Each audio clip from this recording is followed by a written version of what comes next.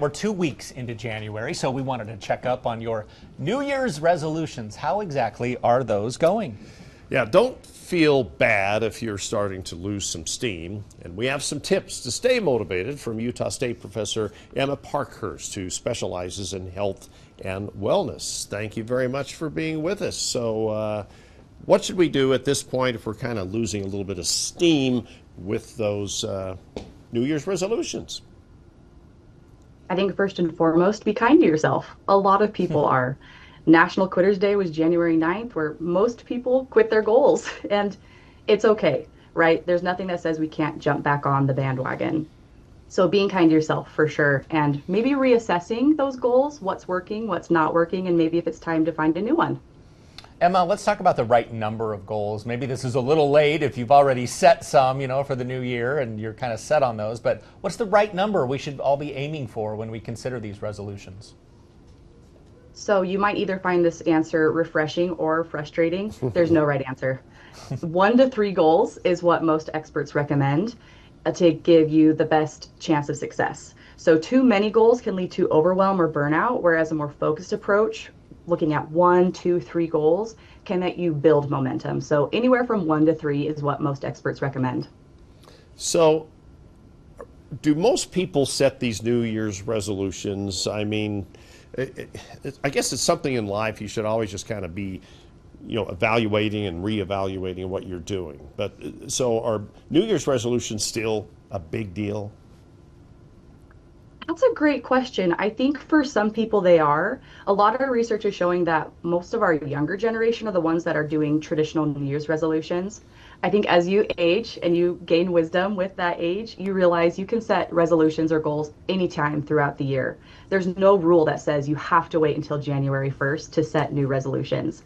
Life changes, priorities shift, and it's okay to say, you know what, I would like to focus on a resolution or a change in my lifestyle as a way to focus on it as well, and set it at any time.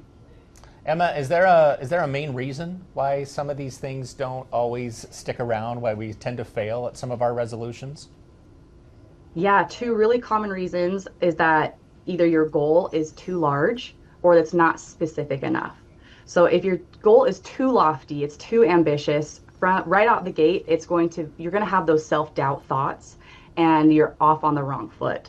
So taking a goal and either chopping it up, breaking it up into smaller sub-goals can help you reach it more successfully, or scaling back completely and finding another goal that is smaller will be more successful as well.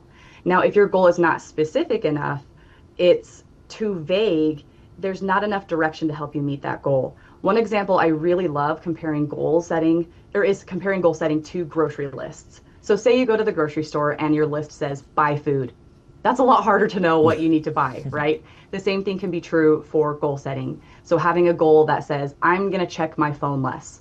What does that mean? What does it look like? So making it more specific, maybe having it more measurable, having a time frame, those are steps that can help you find more success and avoid failure. So are most of these goals usually physical fitness related?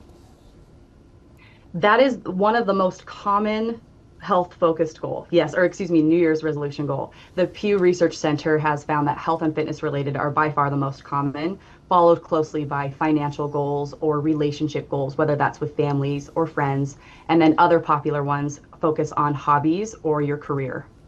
Well, let me talk to you about rewards. What's the concept here that a reward can actually help people stay on track? What does that mean exactly? Yeah, so another way that we can think about rewards is that it's a positive reinforcement. And our brains really like positive reinforcements. And it can be either rewards or it can be celebration. And those things can boost motivation, your satisfaction, and even your self-efficacy. So recognizing your own progress can build up your belief in your own ability to succeed. So we can think of it as getting into a positive cycle. Each rewarded step can make you more productive or committed to reaching current or future goals. And these rewards can be both intrinsic, so having that sense of satisfaction, or it can be extrinsic, so tangible things like a sweet treat. How about resolutions for relationships? For instance, a husband and wife. Yeah, that's a great goal to have. And luckily, there are so many resources throughout the state that you can lean on. So it's not just you and your partner or your spouse, whoever it is. Focusing on that goal together can also help you find success.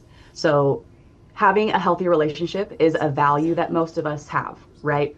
Research shows that if you can tie your goal to a value or something that you care deeply about, then you're going to be more successful in reaching that goal.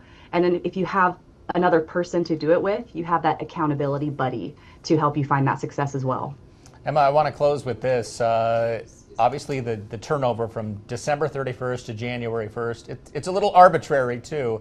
You can make goals any time of the year. What is it about that sort of transition into a new year that really gets people fired up, at least in the short term?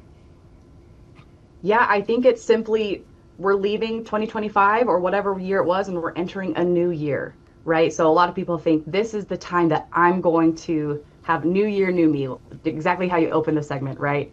And while that can be really motivating for some people, that's amazing. It can be really intimidating to others. So like we said, you can set these resolutions at any time that you would like. But if that gives you that motivation where it's the new year, December 31st is in the past, January 2026, I'm here and ready, that's a great place to start. Did you make any New Year's resolutions? I did, and I fall into that most popular category of being more active. And so far, so good. So and far, I'm going so to good. Be, yep, I'm going to be patient with myself if I slip up and try again the next day. Okay. So, Emma, thank you. So if you do make physical fitness goal, usually by the end of January, you're blowing it. Is that how it works? Yes, but we're going to be kind to ourselves. We're going to try again. Awesome. Emma, thank you so much for joining us. We appreciate it. Thank you for having me. All right, Emma, great talking to you. Appreciate it.